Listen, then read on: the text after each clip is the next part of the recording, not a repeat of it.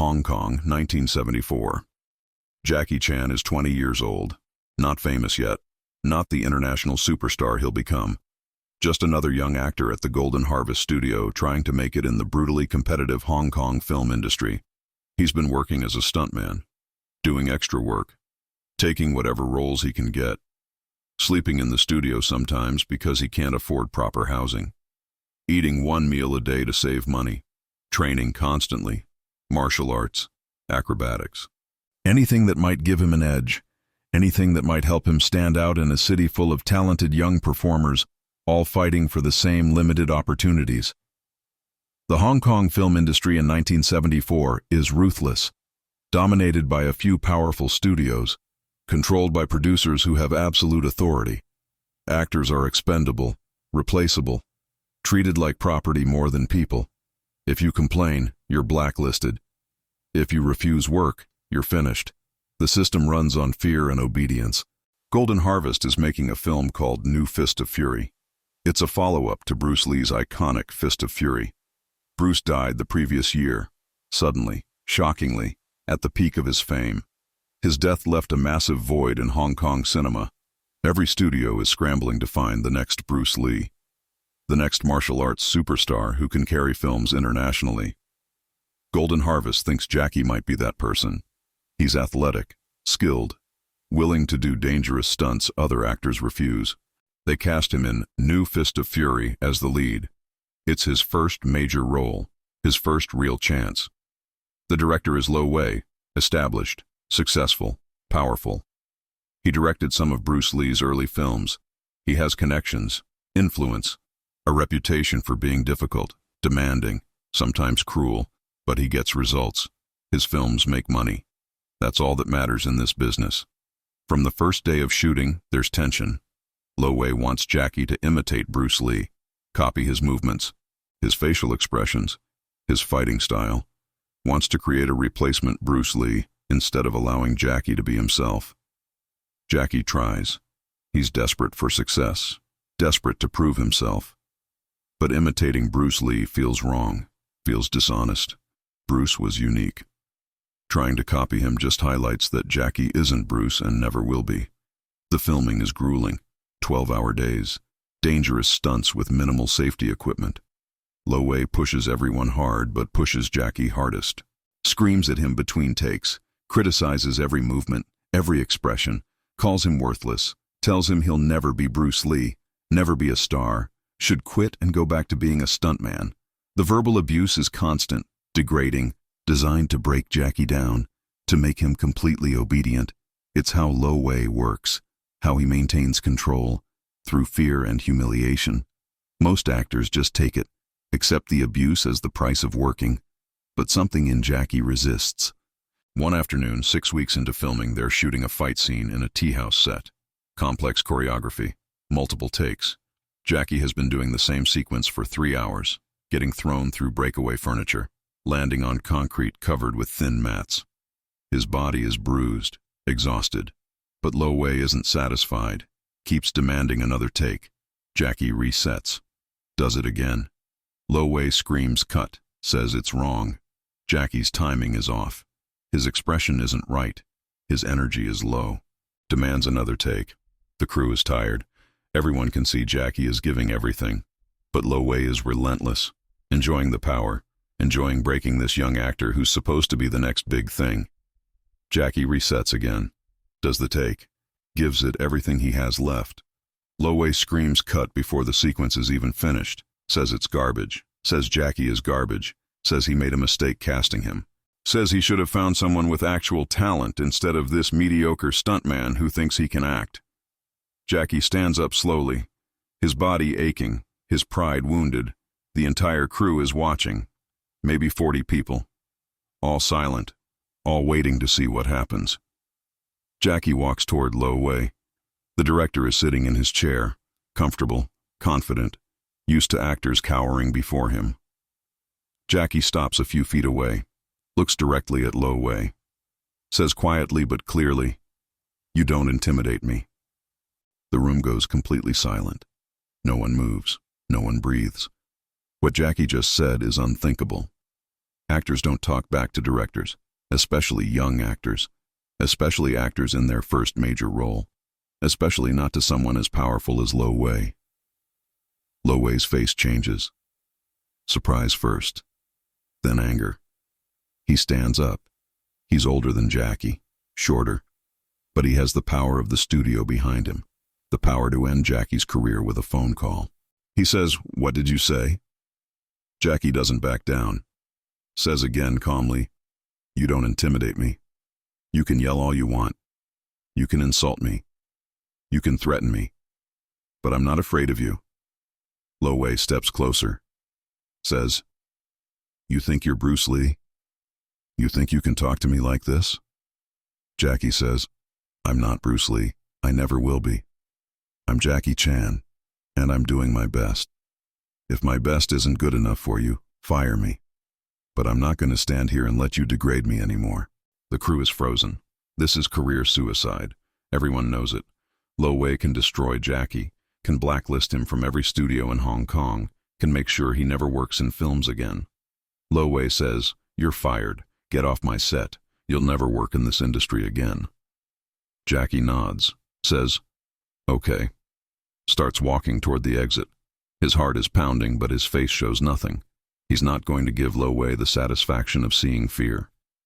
As Jackie reaches the door, one of the producers steps forward. His name is Raymond Chow. He's the founder of Golden Harvest, has been watching from the side. He says, "Wait." Everyone freezes. Raymond Chow is the most powerful person in the room, more powerful than Lo Wei. He built Golden Harvest from nothing, discovered Bruce Lee, turned him into an international phenomenon. His word is law. He looks at Lo Wei, says, "I want to talk to you, privately." They step into an adjacent room. The door closes. The crew stands in awkward silence. Jackie waits by the exit, not sure if he should leave or stay. 5 minutes pass. 10. Finally, the door opens. Raymond Chow comes out alone. He looks at Jackie, says, "You're not fired. Finish the film. Do your job professionally. We'll discuss your future after." Lo Wei emerges behind him. His face is rigid, angry, but he says nothing. Just walks back to his director's chair, sits down, says tersely, "Let's continue. Reset for another take." Jackie returns to his position. They finish the scene.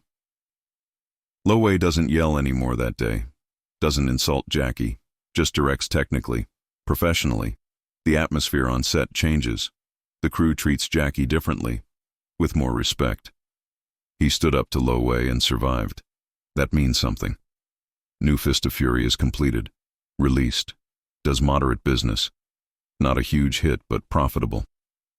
Jackie's performance is criticized for being too much like Bruce Lee, not enough originality.